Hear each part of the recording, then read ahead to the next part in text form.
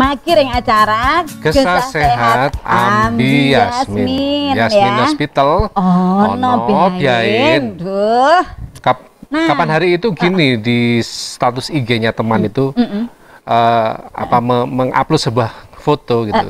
Tagline-nya cuma satu, ono biain gitu. Nah, itu yang menjadi pertanyaan akhirnya. Ini pasti ada hubungannya dengan Rumah Sakit Yasmin iya gitu. Dong, iya kan? Karena implementasi dari kata ono biain itu kan istilahnya kan beragam gitu kan. Penerapannya bisa jadi karena memang mungkin kegiatannya yang banyak, mungkin layanannya yang bervariasi. Betul. Atau mungkin juga keragaman yang fasilitas pendukung juga mungkin seperti itu ya. Tapi daripada kita itu bertanya-tanya, dari tadi kita tuh bertanya-tanya terus ya. Aku kok lebih serak kalau misalnya segera pengen ketemu, katanya narasumbernya oke banget mau dibawa hari ini. Narasumbernya ini adalah langsung ke sasarannya gitu.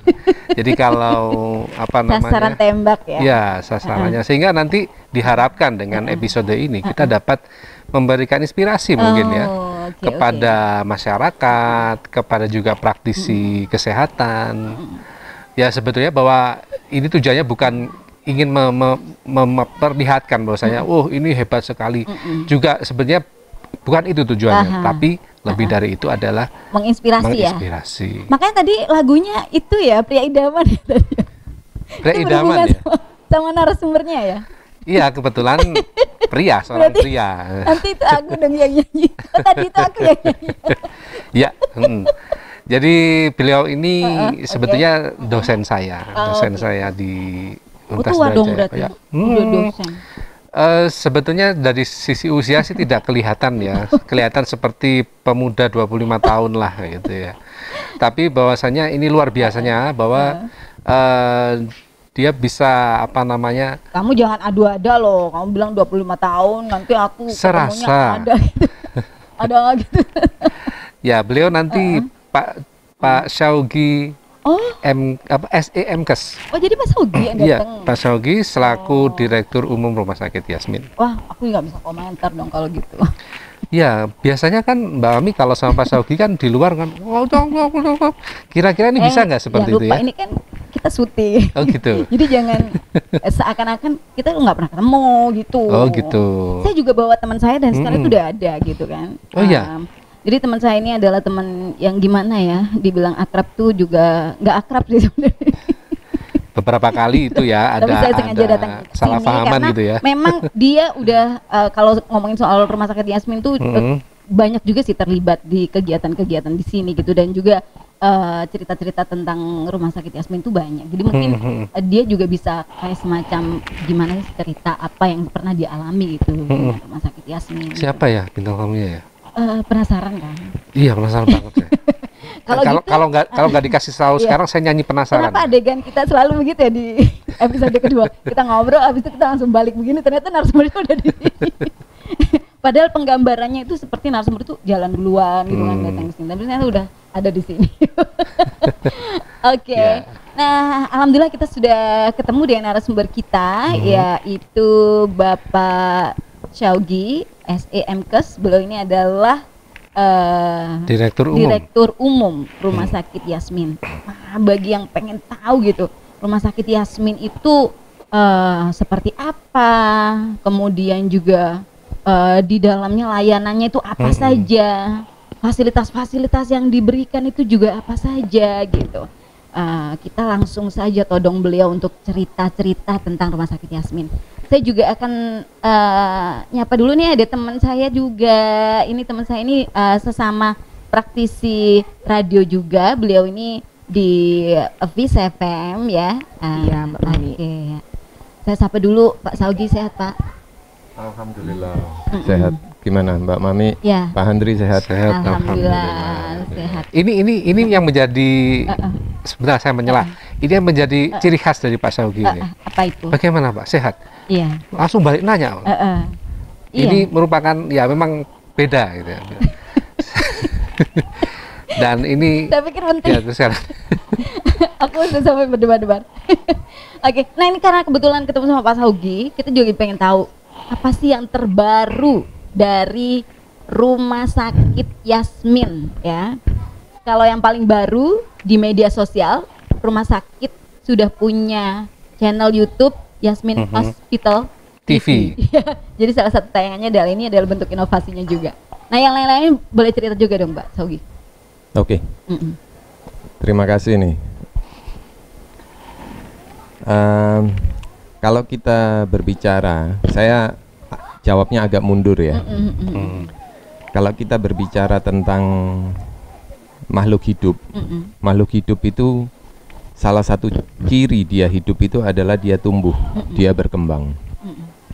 Nah, kalau itu ditarik ke organisasi, organisasi yang hidup itu ya organisasi yang tumbuh, yang berkembang, yang dia bisa menghasilkan sesuatu yang baru, produk yang baru.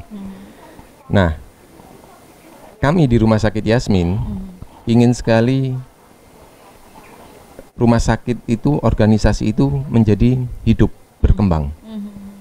Nah, dari filosofi itu kita terus berusaha menghasilkan sesuatu yang baru, yang dibutuhkan oleh masyarakat.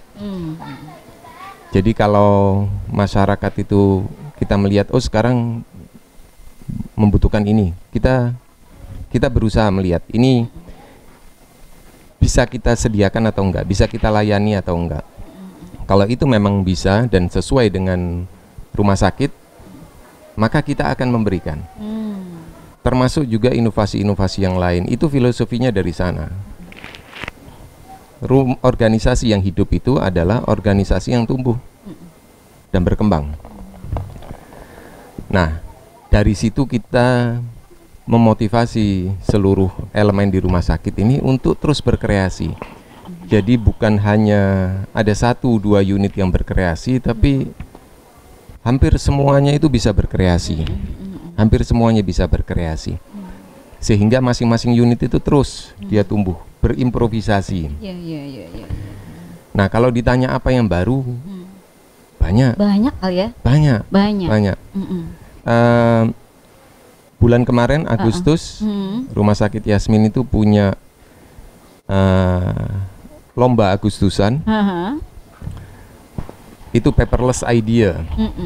Nah, kalau Agustusan kemarin kan nggak boleh ada lomba macam-macam tuh. Benar. Iya toh. Udah nggak boleh ada lomba ini karena ada wabah. Tetapi kita tetap bisa berimprovisasi. Kita bikin lomba yuk. Lomba paperless idea. Itu dari masing-masing unit dia memberikan ide bagaimana caranya menghemat kertas. Karena gini, kertas itu identik dengan pohon. Setiap kertas yang kita buang itu berasal dari berapa? Itu mengurangi jumlah pohon. Benar. Ya. Nah, bagaimana kita ini bisa bersahabat dengan alam? Ya, salah satunya ini bagaimana mengurangi penggunaan kertas. Ya. Kalau kita tetap mau bersahabat dengan bumi, kita harus memperhatikan itu. Nah, akhirnya muncullah itu paperless idea. Nah, itu idenya luar biasa, dari masing-masing unit itu luar biasa. Tetapi ketika pelaksanaan, maksudnya ketika kita melakukan scoring, pemilihan juara, tetap instrumen medis itu digunakan. Jadi indikator-indikator medis itu kita gunakan. Nah, itu yang menjadi salah satu patokan kita. Jadi ini menunjukkan bahwa istilahnya pergerakan untuk terus berinovasi, melakukan satu hal yang baru. Ini menunjukkan bahwa inilah satu sisi kehidupan yang memang harus ada di dalam Rumah Sakit Yasmin, bergerak betul. Dan terus menciptakan sesuatu yang baru gitu ya. Iya, betul. Agustus kemarin kita juga memberikan CSR, itu wifi dan ngeprint gratis. Itu tempatnya di Garden, ya itu untuk siswa-siswa yang dia kesulitan untuk mengerjakan tugas, belajar dari rumah. Kami memberikan CSR itu. Jadi terus kita bergerak. Termasuk juga perbaikan layanan yang ada di dalam proses karena tuntutan pelayanan itu kan semakin lama semakin cepat, semakin lama semakin mudah. Nah, itu membutuhkan improvisasi juga. Bagaimana kami dituntut untuk memotong proses-proses yang memang tidak perlu atau bisa disederhanakan oleh teknologi. Itu juga kami lakukan. Jadi improvisasi itu bukan sekedar pada jenis produknya, tapi pada pelayanannya, how to deliver, bagaimana kami melayani, itu juga kami terus perbaiki. Ya makanya Gitu, kalau boleh dibilang banyak sekali bentuk inovasinya ya Kang Handri ya. Kalau misalnya ada para pasien-pasien tuh sering tanya kan itu masyarakat, mungkin nanti Mbak Fani juga bisa cerita ya. Kadang-kadang wah ternyata sekarang udah bisa pakai dengan WhatsApp saja gitu, kita tuh sudah bisa ibarat kata mau daftar jadi pasien gitu ya. Dan menariknya sekali ya Mbak Fani. Lihat jadwal dokternya cukup dengan pakai ini gitu ya. Menariknya sekali Mbak Mami. Jadi kemarin yang disebut paperless paperless bisa idea bersuara itu. ya tapi mic-nya di sini. Ya. Jadi paperless idea itu ya. Itu yang punya ide itu bukan manajer, bukan supervisor, tapi staf biasa. Jadi dari beberapa usulan yang masuk itu sebagian besar dari staf. Oh, keren ya. Artinya jadi usulannya dari bawah ya. Dari bawah ke atas. Betul. Ya. Oke. Nah, ini kalau ngomong-ngomong bagaimanapun kalau orang rumah sakit, mungkin orang luar rumah sakit itu pasti yang mereka inginkan adalah fasilitas yang memudahkan mereka untuk bisa berobat, kemudian istilahnya menggunakan segala hal yang ada di rumah sakit. Nah, mungkin Mbak Fani punya cerita tersendiri gitu. Mungkin kalau saya sih sama Rumah Sakit Yasmin seperti yang tadi Mbak Mami bilang, ada beberapa program dari Rumah Sakit Yasmin yang saya juga dilibatkan ya waktu itu. Salah satunya adalah ketika ada seminar dengan para remaja dengan seorang psikolog yang didatangkan dari Jawa Tengah. Ini kan benar-benar memberikan edukasi khususnya untuk remaja di Banyuwangi. Itu peran Rumah Sakit Yasmin luar biasa sekali. Jadi tidak hanya melayani di bidang kesehatan, tapi edukasi yang sifatnya berkaitan dengan psikologi itu juga ada. Belum lagi satu kesatuan yang sering saya nikmati adalah Garden Family Resto ini Mbak Mami. Kemudian pengalaman ibu saya juga pernah dirawat di sini gitu ya, ketika ketika beliau didiagnosa hipertensi sampai didiagnosa mengalami satu penyakit gitu kan. Kami merasakan pengalaman yang alhamdulillah senang banget gitu kan. Jadi tidak ada PR gitu ketika pulang dari sini. Ibu saya meninggal waktu itu kan ya. Kemudian saya sendiri juga mendapatkan pelayanan waktu itu, sempat CT scan juga di sini dengan pelayanan yang alhamdulillah bikin kita adem gitu. Masuk ke ruang CT scan itu kan saya tuh sampai anting-anting saya tuh patah Mbak Mami. Jadi takut, grogi gitu kan. Tapi tim yang ada. Jadi saya ketika itu mungkin karena kecantol itu. Iya itu. Jadi waktu itu kan belum pernah di CT scan kan gitu ya. Mungkin jangan pakai anting gede-gede kalau mau di scan gitu kali ya. Emang antingnya gede ya? Jadi ketika masuk itu kaku banget kan gitu kan, sampai ini kepala sakit gitu kan. Jadi memang saya harus CT scan nih, saya pengen tahu apakah ada sesuatu yang berbahaya gitu kan ya. Akhirnya saya daftar untuk melakukan CT scan, masuk itu grogi, gemeter semuanya. Anting tuh sampai patah ketika mau dimasukkan ke tapi ditemukan itu, kan patahnya. Kenapa? Ditemukan iya, ya ditemukan patahnya. gitu kan, ditemukan. Terus petugasnya ada di dalam tuh ngedem-ngedemi gitu. Intinya alhamdulillah kita jadi jalan ikut tenang gitu kan ya. Dan saya juga terima kasih juga sih ya ketika dilibatkan di beberapa event, termasuk ketika satu kesatuan Rumah Sakit Yasmin dan Garden Family Resto ini juga punya semacam wedding organizer kayak gitu kan. Ini kode keras ini kode keras. Jika nanti ada kegiatan bisa dilibatkan lagi gitu. Jangan khawatir. Jadi alhamdulillah kesan yang menyenangkan itu selalu ada gitu, dan saya melihat bahwa ada macam-macam pelayanan yang tidak hanya untuk orang-orang sakit yang usianya dewasa, tapi kan untuk anak-anak diperhatikan. Ada memang semacam playground di sini kan, fasilitas khusus untuk anak-anak, biar anak-anak kan juga di rumah sakit kan ya jangan, apalagi musim sekarang kan ya, memang jangan terlalu dilibatkan masuk ke rumah sakit gitu. Di sini juga punya, bahkan kalau boleh tahu kayaknya anak-anak nggak boleh juga ya masuk ke rumah sakit ya, makanya ada fasilitas supaya Ya, anak-anak betul. itu tidak sampai keleleran begitu, ada fasilitas playground. Nah ini tadi salah satunya Mbak Fani itu kan bilang bahwa ada juga dia terlibat pada kegiatan-kegiatan yang sifatnya itu edukasi gitu ya. Kalau boleh tahu kenapa di Rumah Sakit Yasmin ini kan juga banyak banget kegiatan-kegiatan yang juga bukan hanya ibarat kalau rumah sakit itu secara umum kan ngurusin orang sakit gitu ya Pak ya. Tapi ternyata Rumah Sakit Yasmin itu juga terlibat aktif untuk memberikan edukasi kepada masyarakat untuk mereka ini tetap sehat begitu. Edukasi tentang kesehatan. Mengapa begitu Rumah Sakit Yasmin itu terpikir sampai ke sana gitu? Ya. Jadi kalau dilihat di misinya Rumah Sakit Yasmin, itu salah satunya adalah memberikan edukasi kepada masyarakat. Jadi Rumah Sakit Yasmin hadir di sini itu bukan hanya bertujuan untuk menyembuhkan orang sakit, tapi kita berusaha bagaimana caranya orang itu nggak sakit. Bukannya kalau bisnis rumah sakit kalau bisa banyak yang sakit untuknya ya Pak?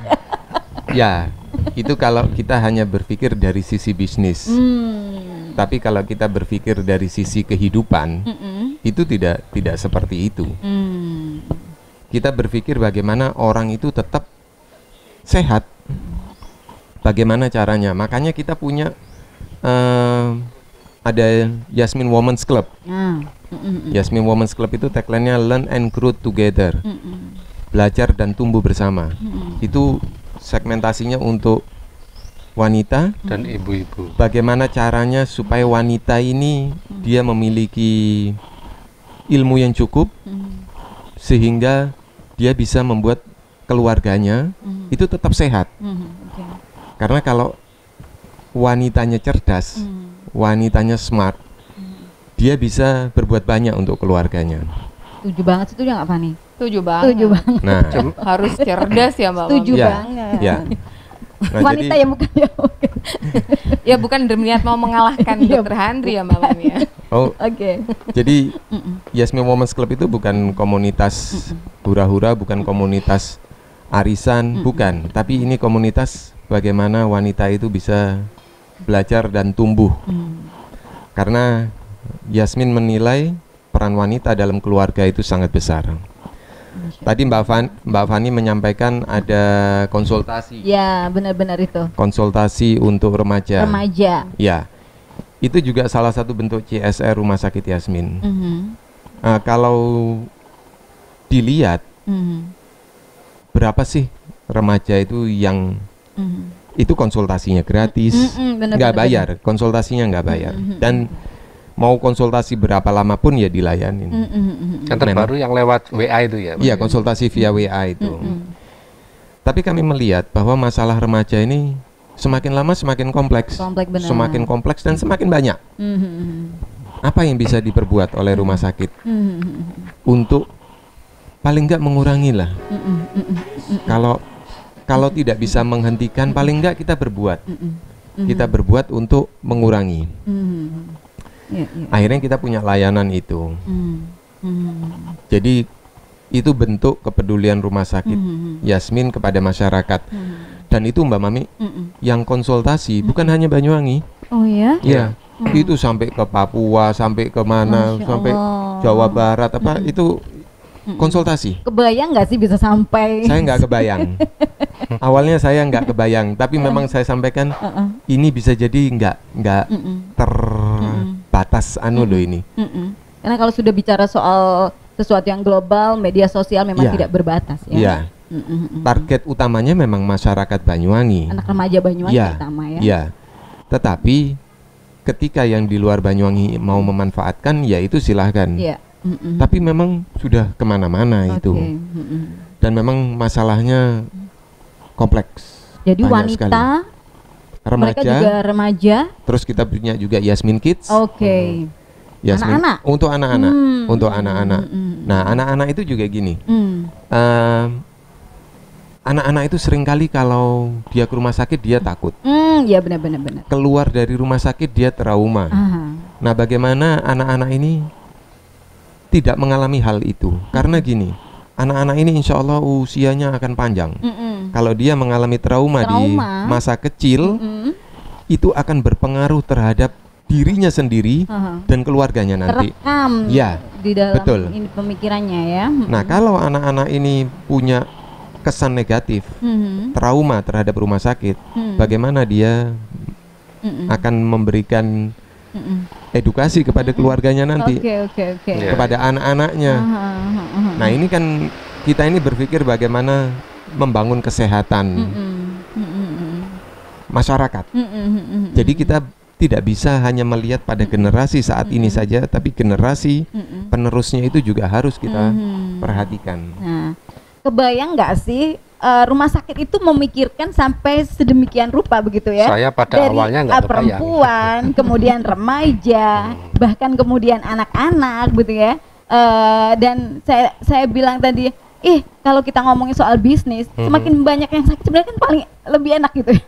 Kenapa kok jadi ngurusin orang apa istilahnya distimulan untuk tetap sehat? Nah, itu yang menurut saya sih yang bikin beda dari Rumah Sakit Yasmin itu adalah itu. Jadi ada program-program yang mungkin tidak terpikirkan bahwa mengedukasi bahkan remaja punya masalah, bukannya enak begitu, nanti mereka ketika ada masalah mungkin larinya juga ke rumah sakit juga gitu. Tapi justru Rumah Sakit Yasmin berpikir bagaimana supaya masalah-masalah yang dihadapi oleh para remaja itu semakin meningkat ya. Upaya-upaya itu dilakukan bahkan mungkin tidak terpikirkan gitu. Tapi ya makanya kita bilang bahwa Yasmin Hospital tuh ono band, walaupun sebenarnya bukan itu tagline-nya.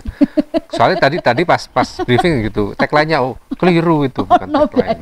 Nggak apa-apa, karena ini menunjukkan bahwa dinamika, jadi dinamis sekali begitu ya, yang ada di Rumah Sakit Yasmin. Nanti kita akan juga ngobrol-ngobrol ya, Van. Tadi Fani bilang bahwa fasilitas di Rumah Sakit Yasmin itu oke banget, bahkan ada beberapa, ini ada salah satu teman saya gitu ya, pokoknya dia melahirkan anaknya sampai 4 itu pokoknya harus di Rumah Sakit Yasmin. Tahu nggak apa yang membuat dia harus merasa aku soalnya diseko. Oh iya. Bener simpel gitu. Aku soalnya diseko gitu, Van. Iya, ada. Di saat aku ini sebagai ibu yang habis melahirkan ya, belum tentu juga yang lain keluarga juga care untuk memandikan saya karena faktor-faktor tertentu. Di Rumah Sakit Yasmin aku itu merasa nyaman sebagai ibu yang habis melahirkan, dan kita merasa, bayangin ya, kita habis melahirkan tuh Kang Andri kan nggak pernah melahirkan, kita nggak tahu gimana rasanya. Kita tuh kayak nggak punya tulang apa itu loh, nggak berdaya gitu kan. Tapi ada fasilitas untuk nyeko sederhana sekali, tapi ternyata itu yang menjadi keramas juga ya, ada yang menyebabkan dia itu setiap kali punya anak tuh mesti datang ke Rumah Sakit Yasmin. Kita akan ngobrol lagi loh, kan? Kita masih pengen ngorek-ngorek nih, mumpung ada Pak Saugi di sini. Apa-apa saja yang ada di Rumah Sakit Yasmin, kita masih akan ngobrol lagi sama Pak Saugi, juga sama Mbak Fani, tentu di Gesah Sehat Ambi Yasmin Hospital ono Biai.